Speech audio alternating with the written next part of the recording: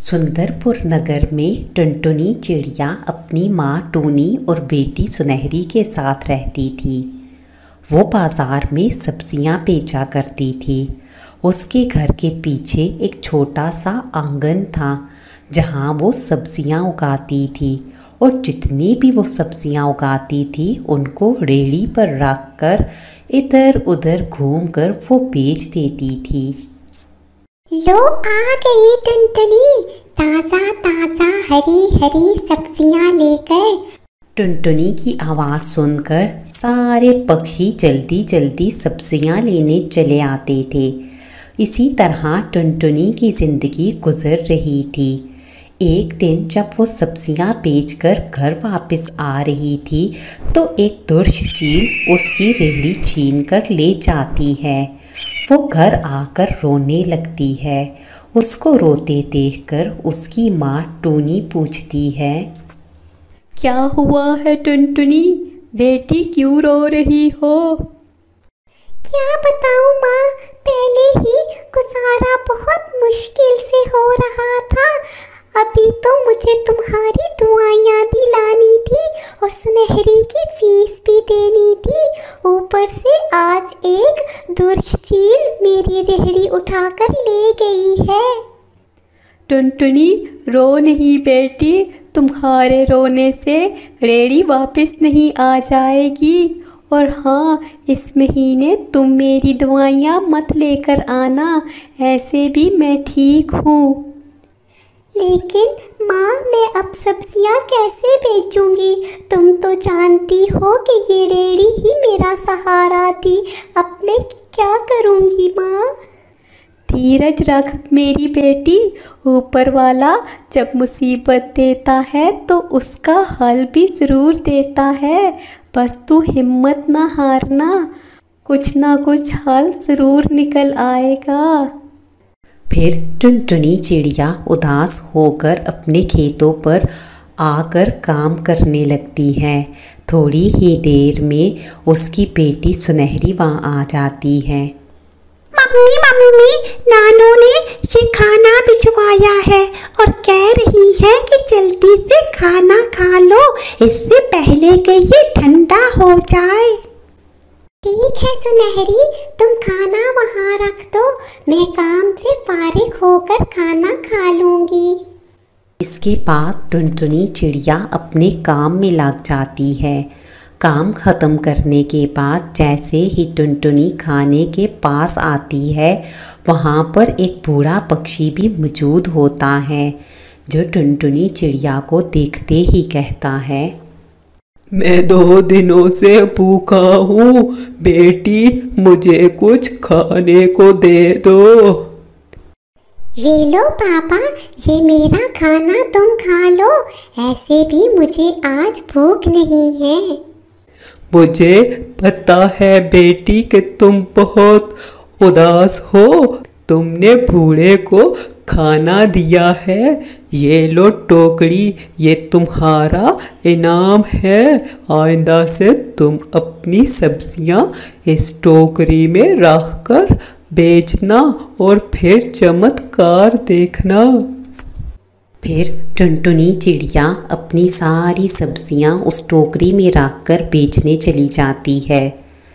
थोड़ी ही देर में टुनटुनी चिड़िया की सारी सब्जियां अच्छे दामों बिक जाती हैं और वो खुशी खुशी घर आ जाती है। घर आकर वो देखती है कि उसकी टोकरी खाली नहीं होती, बल्कि सब्जियों से भरी होती है। इतने में टुनटुनी की माँ टूनी भी वहाँ आ जाती है। फिर टुनटुनी चिड़िया अपनी माँ को सारी बात बता देती है, जिसे सुनकर उसकी माँ कहती है, बेटी, मैं ना कहती थी कि ऊपर वाला तुम्हारी ज़रूर मदद करेगा। देखो, इसने तुम्हारी मदद के लिए उस बूढ़े पक्षी को भेज दिया था। अब तो तुम खुश हो ना? हाँ माँ, मैं बहुत खुश हूँ और सोच रही हूँ कि क्यों ना मैं अपनी दुकान खोल लूँ और बाकी पक्षियों की भी मदद करूँ। ये सुनकर टुनटुनी चिड़िया की माँ बहुत खुश होती है और फिर वो सब खुशी खुशी रहने लगते हैं।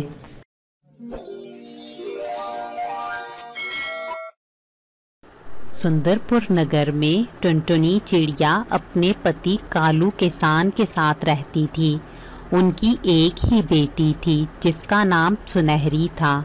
कालू कौवा अपने खेतों में केले उगाकर बेचा करता था। कई सालों बाद कालू किसान की फसल बहुत अच्छी हुई थी। सुबह सुबह जब कालू किसान अपने खेत जाने लगता है तो टुनटुनी चिड़िया उससे कहती है, सुनिए जी, इस दफा तो हमारे केले की फसल बहुत अच्छी हुई है। इस फसल को बेचकर हमें जो पैसे मिलेंगे उनसे हम अपना पक्का घर बनाएंगे और अपने बच्चों को अच्छे स्कूल में एडमिशन दिलवाएंगे। इस बार हमारे सारे सपने पूरे हो जाएंगे।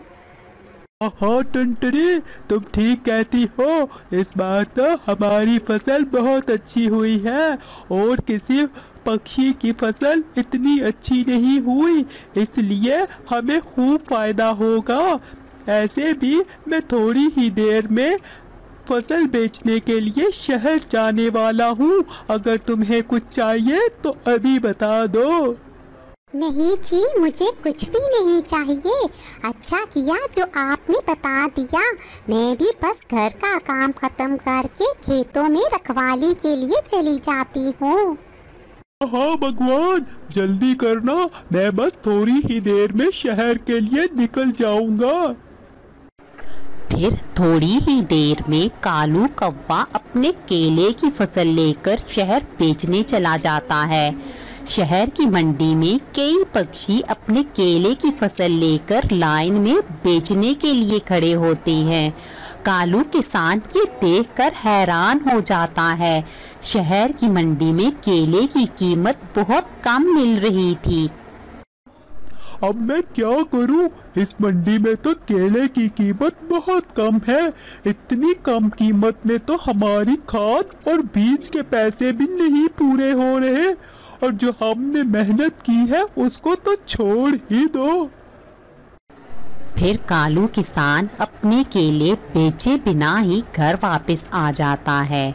जब वो घर आता है तो टुनटुनी चिड़िया उसे देखकर कहती है, ये मैं क्या देख रही हूँ जी?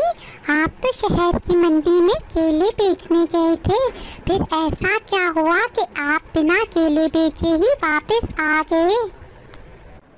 क्या करूं टुनटुनी, शहर की मंडी में और बहुत से पक्षी केले की फसल बेचने आए थे और शहर में केले की कीमत बहुत कम थी।